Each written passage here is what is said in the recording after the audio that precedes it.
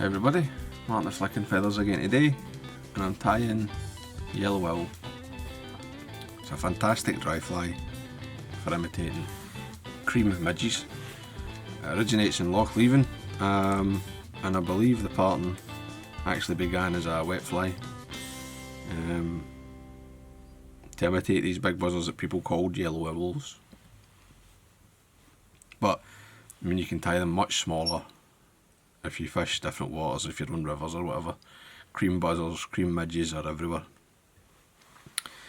As always, I'll put a materials list in the description, along with a link to the Patreon page for anyone that wants to support the channel, get access to the monthly tie-in sessions, the members only content, and enter the giveaways. You can also subscribe, hit the bell button, that's all appreciated as well.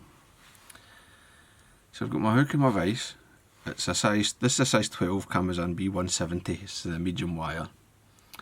And I've started some Uni 8/0 in light cahill, so that sort of primrose colour, cream primrose.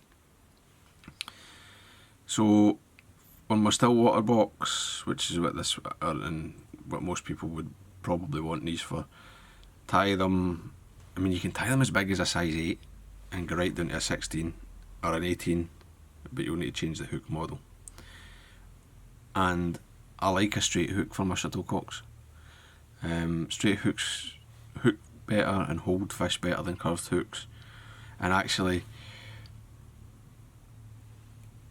the way they sit in the water, it imitates better a midge that's emerging and is a shuck straightening up. Right, the curve is not really that necessary.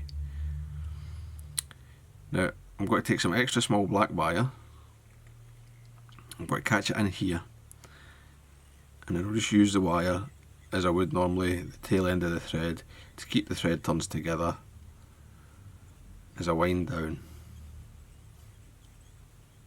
And I'm going to come just past the barb like a couple of turns just to the start of the curve of the bend.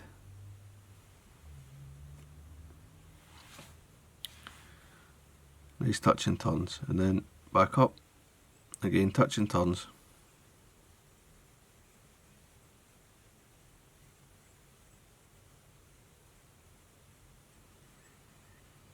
And now to put a bit of taper in, I'm going to come down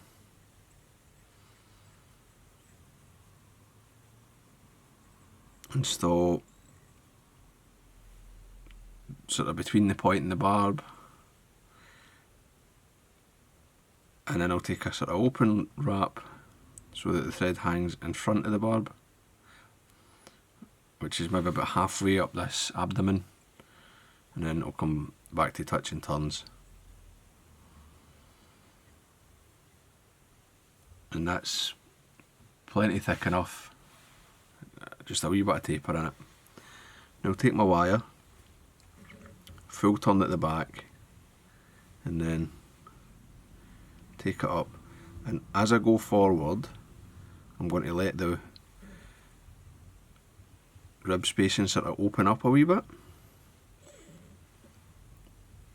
so that the ribs are closer together down at the back and they start to open out. I just like that, I think it looks really good. And I've got 7 turns, right? I like a wee, maybe like a segment more on one of these than you would have like if you were ribbing a wet fly body. Now I'm going to come in with a bit of nail varnish. This is just the nail varnish I always use. Just like it dries nice and quick, and just varnish this body. And I'm going to a wee bit of excess on there. We'll just, that's fine. Now if you want to give it 2 coats, I would tie them up to this, varnish them and set them aside, but I only bother with 1. And then I'm going to get my CDC ready, which is as long as I need for the varnish to dry. This is just natural CDC, and I'm going to use 4 feathers in the bag.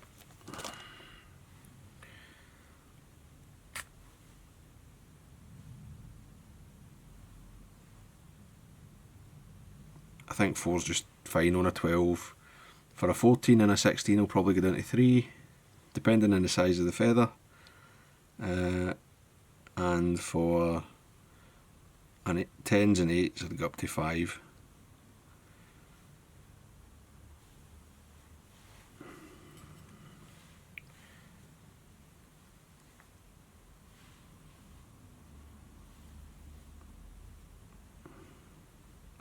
So I've got my CDC, I'm just making sure everything's aligned. That one's a wee bit long, just set it back in. There we go.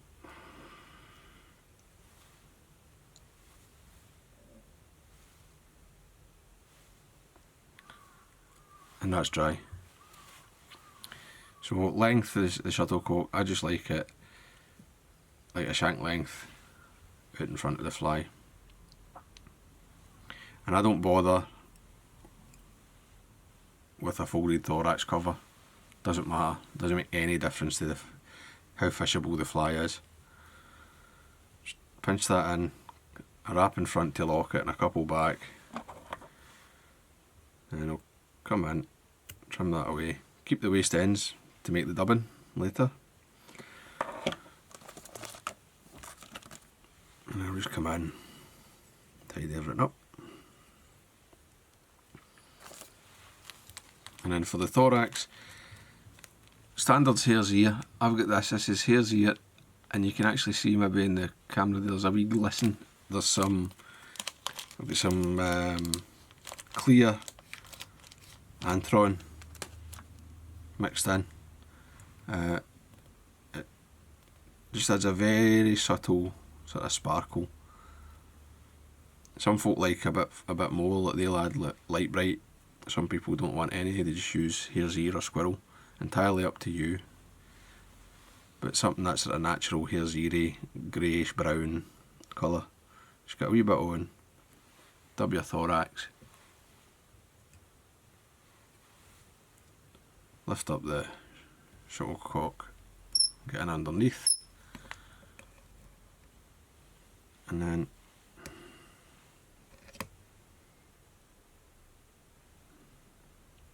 whip finish. I'm going to put a second one in, and when I do that,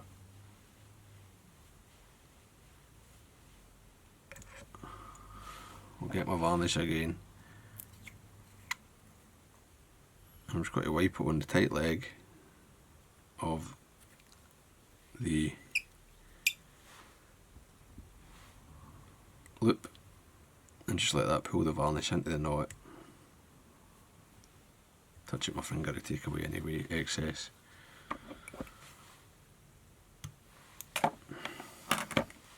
Might need to check the eye on that one.